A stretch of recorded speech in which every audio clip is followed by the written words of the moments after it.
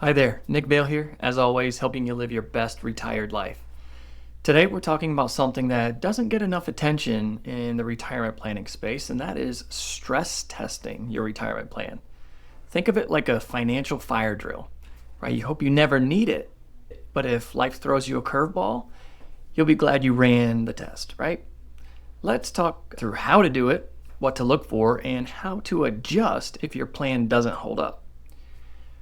So what is a retirement stress test? A stress test is a way to simulate how your retirement plan would perform under different scenarios, like a market crash, high inflation, or unexpected healthcare costs.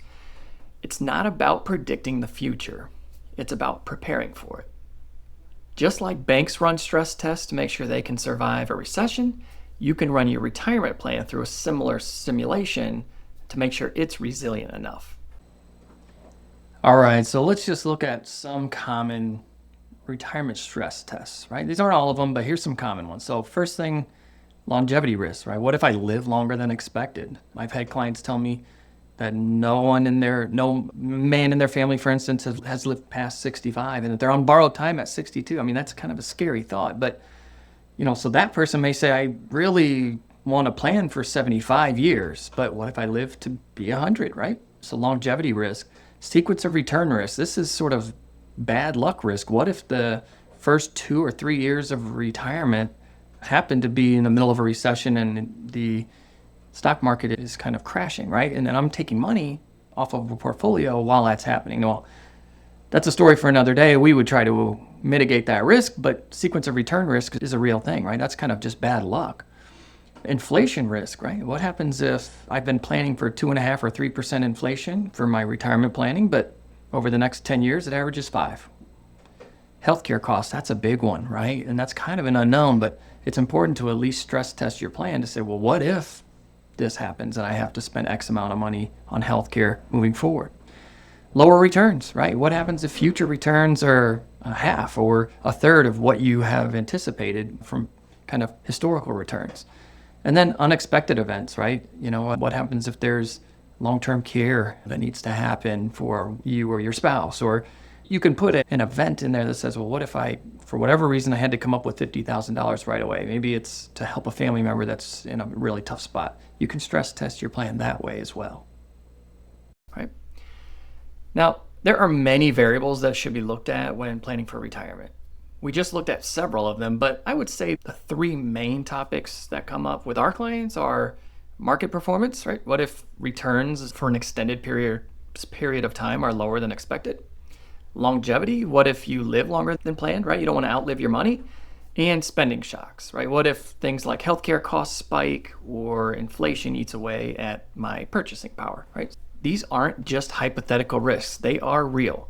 And the earlier you test for them, the more options you have to adjust. The biggest benefit to planning for these items before they happen is to give you more peace of mind knowing that you're able to adjust if they do occur. Otherwise, there's a tendency to react emotionally and create a bigger problem for yourself that's often pretty hard to come back from. So let's look at a few real-life examples of stress tests with our financial planning software. All right, so let's look at some actual stress tests, right? And how they can be run. I'm not going to get into these percentages right now because I'm going to touch on that a little bit after. But just know that anytime it kind of fits in this green confidence zone, you'll see, we feel really good about it, okay? So just to put some background here, I ran this. John and Jenny Smith, they are both 60 years old. They want to retire at 65, so they have 5 years to go. They want to leave $250,000 to Purdue. They also want to spend $12,000 per year for the first 7 years of retirement on a cruise. Okay. Other than that, it's kind of their just lifestyle spending, which we won't need to get into all those numbers right now. But so basically, it's their lifestyle spending that they're going to need to just maintain and have fun in retirement. And then the other goals would be Purdue, leaving a legacy of $250,000, boiler up.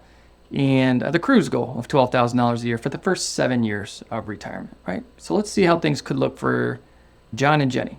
Great recession, right? This is kind of that sequence of return risk. So what if this happens while I'm, especially early on in retirement, right? Let's say there's a percentage loss of 20% on their portfolio.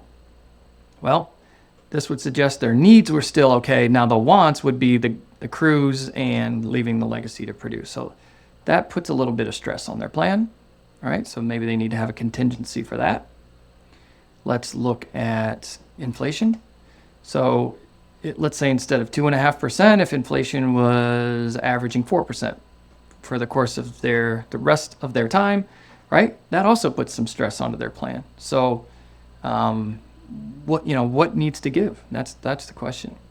Social Security cuts. A lot of people ask to see this, right? What would happen if Social Security, for whatever reason, is just a little bit lower than I anticipated? So in this case, 20% reduction. Things still look pretty good for them. What about low returns? So we reduced their returns by 1.5% from what we were planning on. In this family, we were planning around 6. So, things can still work. It just may require some additional adjustments.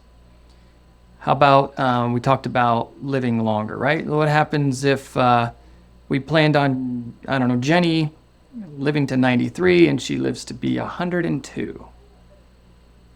All right, so in this case, it still looks pretty good. So if Jenny happens to live a lot longer than anticipated, she should still feel pretty good about it, right? How about healthcare, long-term care? This is a big one, right? So let's just assume, I guess John at age 80 goes into a skilled nursing facility, and it costs him, we'll say, Indianapolis area is about $120,000 a year median cost. So let's put it in. His plan or their family's plan would still be okay, but that might require a bit of an adjustment. But all in all, things look pretty good. So again, these are things that we run for our clients and are able to show them just so that they have a little bit more peace of mind. Now, most of these software and tools will give you a probability of success score, right, based on Monte Carlo simulation. So the way probability of success works is it's measured on 1,000 trials, how things could happen. Now, failing a stress test doesn't mean your retirement is doomed, right? It just means that you need to tweak the plan. It's important that you understand that a Monte Carlo score of, say, 80% doesn't mean that you'd completely run out of money and be destitute, right? You shouldn't always shoot for 100%. That's just how statistics works. It means that there's a 20% likelihood that we would need to make an adjustment at some point, right? And there are many ways that you can shore up your plan if needed. Let's talk about them. So here are some of the levers you can pull, right? Reduce spending in retirement. Okay, that's one way. Delay retirement or Social Security to a later date. Increase savings prior to retirement, or adjust your investments. Maybe they need to be a little more aggressive now to plan for the future. You can also adjust your goals, and that's a really important one too. So let's think about the hypothetical family that I mentioned before. If they retire and a problem arises, be it sustained poor market performance, rampant inflation for extended time, or something similar, what should they do? Well, this is going to be unique to the individual or family, but in our hypothetical, I'd guess the first place that family would go to is to reduce the legacy gift or goal, right? By reducing what is needed at death to leave to Purdue in that case, they can weather the storm while they are alive. They could also decrease their retirement spending by, say, 10% for a certain amount of time until their portfolio rebounds. Now, we like to use what's called a guardrails retirement spending approach. So this strategy allows for flexibility and adjustments. When markets are up, you might be able to spend more, right? Or when markets are down, typically we would say, well, let's try to spend a little bit less for a period of time. I'll get into that in more detail in a future video. So let's recap. Stress testing your retirement plan, right? It helps you prepare for market volatility, plan for a long life, handle unexpected expenses, and it also helps you have peace of mind knowing that you have a contingency plan in place in case your plan doesn't go perfectly according to how you set it up, which oftentimes it won't, right? And it's not about fear, it's about confidence. When you know your plan can handle the worst, you can enjoy it at its best. I hope you found this video helpful, and I hope that you have different scenarios planned for and that you have the utmost confidence in your ability to live your best retired life. Again, my name is Nick Vail with Integrity Wealth Advisors, and if you'd like to learn more about how we help our clients live their best retired life, You can learn more about us at integritywa.net. Thanks. Have a wonderful day.